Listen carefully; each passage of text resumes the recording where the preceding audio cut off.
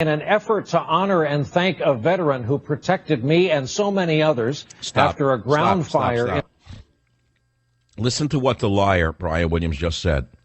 Instead of outright apologizing for having fabricated fake heroism, he said on this broadcast last week, in an effort to honor and thank a veteran who protected me. Can you believe this, that this is how far he would go? Is he that twisted? Are these people that sick that they think that passes for an apology? Listen to the entire version 10. On this broadcast last week, in an effort to honor and thank a veteran who protected me and so many others after a ground fire incident in the desert during the Iraq War invasion, I made a mistake in recalling the events of 12 years ago. It did not take long to hear from some brave men and women in the air crews who were also in that desert. I want to apologize. I said I was traveling in an aircraft that was hit by RPG fire. I was instead in a following aircraft. We all landed after the ground fire incident and spent 2 harrowing nights in a sandstorm in the Iraq desert. This was a bungled attempt by me to thank one special veteran and by extension, our brave military men and women, veterans everywhere, those who have served while I did not. I hope they know they have my greatest respect and also now my apology. I'm sorry. Nothing but CRAP. The peacock feathers have fallen off the bird. It is now a naked dodo bird strutting around at Big Rock. He is now on the level of Alec Baldwin, or below that. Because he actually went on. Remember Alec Baldwin? Remember who he is? You probably forgot who he is. He's no longer around.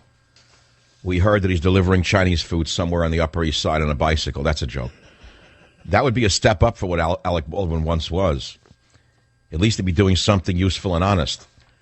But at one point, he actually went on this character, Alec Baldwin's show, and he talked to he told Alec Baldwin, another beacon of the truth in New York City, that he thought he was dying when the helicopter was shot down.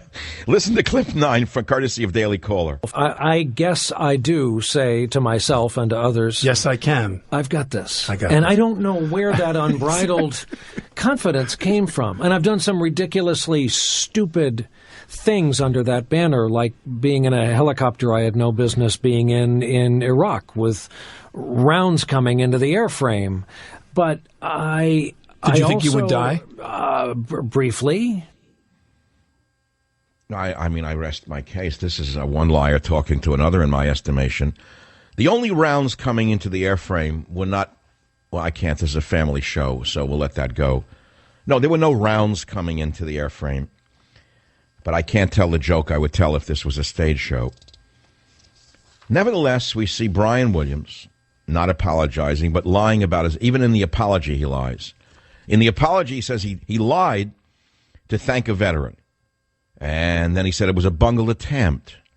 And then he said he spent harrowing nights in a sandstorm, like that was the equivalent of flying in the helicopter, again trying to lie about the lie. So what is the point of talking about all of this? It all goes to the government media complex, which is one gigantic propaganda machine. That's just as simple as that.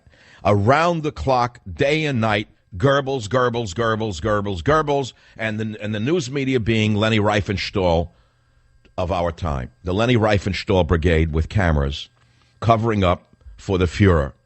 No matter what the Fuhrer does, he's perfect. No matter what the Fuhrer does, he is excellent. No matter what the Fuhrer does, he is just above reproach. No matter what the Fuhrer does, it's for the interests of the American middle class. So if he smears the predominant national religion, it's for the sake of the national religion. Let me open it up to some calls on the Savage Nation, see what you think about this, on these topics or any others. Let's start on line 6. When I call your number, not your name because I don't know your name, when I call your number, please give the listeners who are hanging on every syllable your name, the station you're listening on, and your topic. Line number 6, go ahead, you're on the Savage Nation. Michael Finney from WABC in New York City. Michael, what you do to talk radio is what Michelangelo did for the ceilings in the Sistine Chapel. That's my opinion on you. Come on. Who's going to say not, but who would not say thank you for that one? Yeah, well, you're welcome, Uncle, because you are my uncle. Even though I got to tell you, Vinny, that's why I have neck pain these days, because painting the ceiling requires me to bend my neck backwards on the scaffolds for so long that my neck started to hurt. I'm glad you got a laugh out of that, because that's what life is all about, Michael, laughing. Now, If I couldn't laugh, I'd be dead.